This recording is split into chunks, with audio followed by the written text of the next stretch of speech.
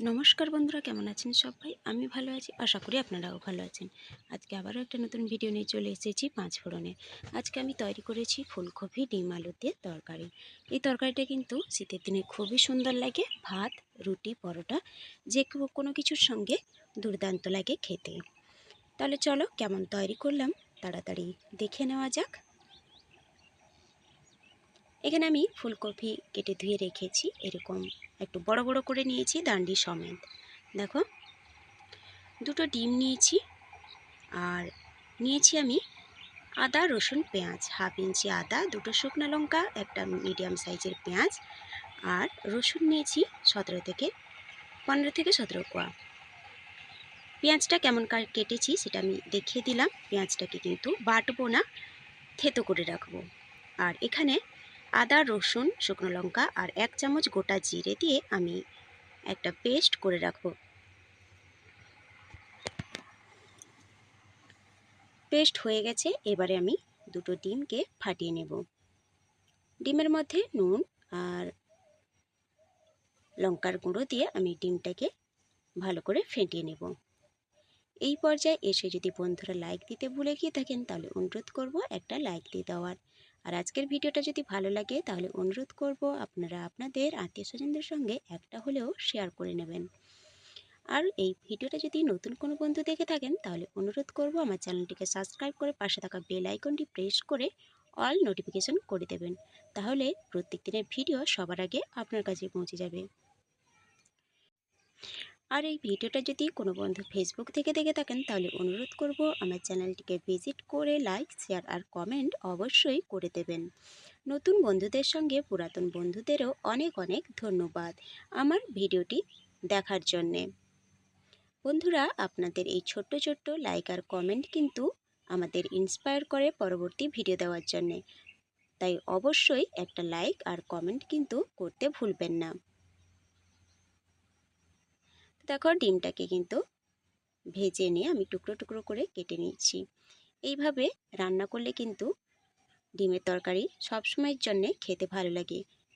সেদ্ধ ডিম বাদ দিয়ে যদি এরকম ভেজে ঝোল করা হয় তাহলে ভালো লাগে ডিমের ঝোল খেতে। তো দেখো, ভাজা হয়ে গেছে, বাকি ডিমগুলোও ছিল, সেটাও ভেজে নিয়ে আমি কড়াইতে আবার তেল দিয়ে দিয়েছি। এবারে ফুলকপিগুলোকে আমি ভেজে নেব। দিয়ে দিলাম লবণ আর হলুদ। লবণ আর হলুদ দিয়ে আমি ফুলকপিটাকে নেড়ে চেড়ে ভালো করে ঢাকা দিয়ে আমি ভেজে নেব।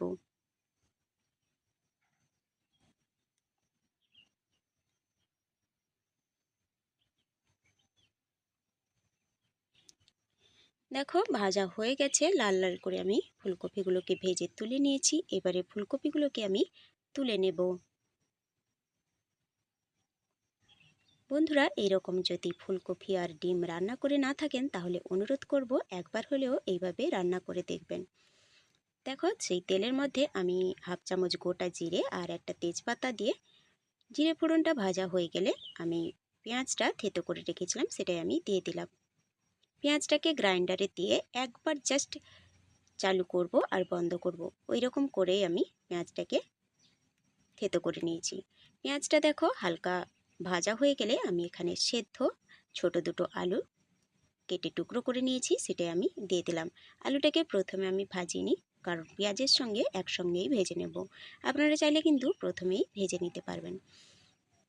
তারপরে ভাজা হয়ে গেলে পেঁয়াজটা ভালো করে এবারে আমি দিয়ে দিলাম টমেটোটা দিয়ে ভালো করে আমি ভেজে নিয়েছি। টমেটোটা গলে গেছে, এবারে আমি এই পর্যায়ে আগে থেকে যে মিক্সিতে পেস্ট করে রেখেছিলাম সেটাই আমি অ্যাড করে দিলাম। সমস্ত মশলাগুলোকে ভালো করে নেড়ে চেড়ে আমি ভেজে নেব, যাতে মশলার মধ্যে কোনো রকম কাঁচা গন্ধ না থাকে। দেখো, মশলাটাকে ভাজা হয়ে গেছে, এবারে আমি এর মধ্যে দিয়ে দিচ্ছি মশলা ধোয়া জল।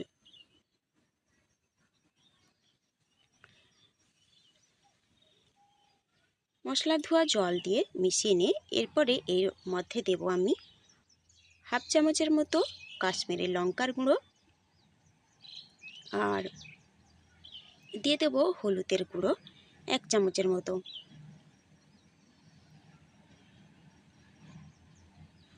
এবার আমি মশলাটাকে ভালো করে আমি কষিয়ে নেব। কাশ্মীরি লঙ্কার গুঁড়োটা ইউজ করলাম একটু জাস্ট কালারের জন্যে, না চাইলে কিন্তু নাও দিতে পারেন।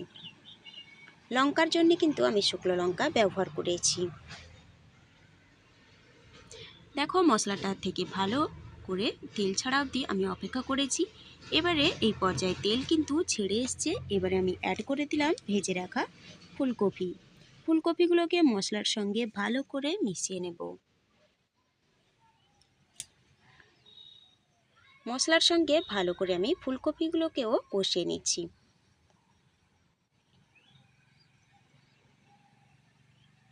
শীতের দিনে ফুলকপি দিয়ে আমরা নানা রকম রেসিপি তৈরি করি।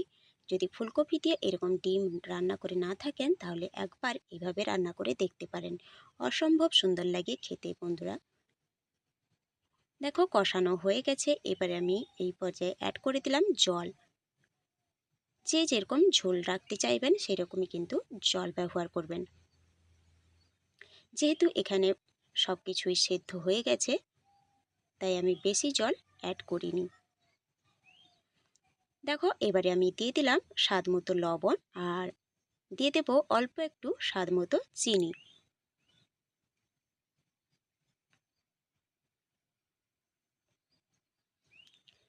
এবারে ঝোলটা ফুটে গেলে আমি আগে থেকে যে ভেজে তুলে রেখেছিলাম ডিম, সেটাই আমি দিয়ে দিলাম এর মধ্যে। ঝোলটা কিন্তু একটু জলটা বেশি রাখবেন, কারণ ডিমটা শেষে দিলে কিন্তু টেনে নেবে ঝোল, তাই সেই বুঝে জলটা এখানে দেবেন। দেখো দিয়ে দিয়েছি। এবারে আমি 1 চামচের মতো গরম মশলা গুঁড়ো দিয়ে নিলাম। ব্যাস তৈরি হয়ে গেছে আমাদের ডিম আর ফুলকপির তরকারি। ওপর থেকে অল্প একটু ধনেপাতা ছড়িয়ে দেবো, কারণ শীতের দিনে ধনেপাতা তরকারিতে অ্যাড না করলে যেন ভালো লাগে না, তাই অল্প একটু ধনেপাতা অ্যাড করে দিলাম। তৈরি হয়ে গেল আমাদের ফুলকপি ডিমের রেসিপি। যেমন দেখতে হয়েছে তেমনই কিন্তু খেতেও হয়েছে। রাত্রিবেলার জন্য কালারটা বোঝা যাচ্ছে না, কিন্তু কালারটা কিন্তু খুবই সুন্দর এসেছিল আর খেতেও কিন্তু অসম্ভব সুন্দর হয়েছিল। একবার হলেও এইভাবে বানিয়ে দেখবেন, আশা করি আপনারও ভালো লাগবে। তাহলে কেমন লাগলো আজকের এই ভিডিওটা অবশ্যই কমেন্ট করে জানাবেন। ভালো লাগলে লাইক শেয়ার করে দেবেন। সুস্থ থাকবেন, ভালো থাকবেন। খুব শীঘ্রই দেখা হবে পরের একটা ভিডিও নিয়ে। তাহলে আজ আসি।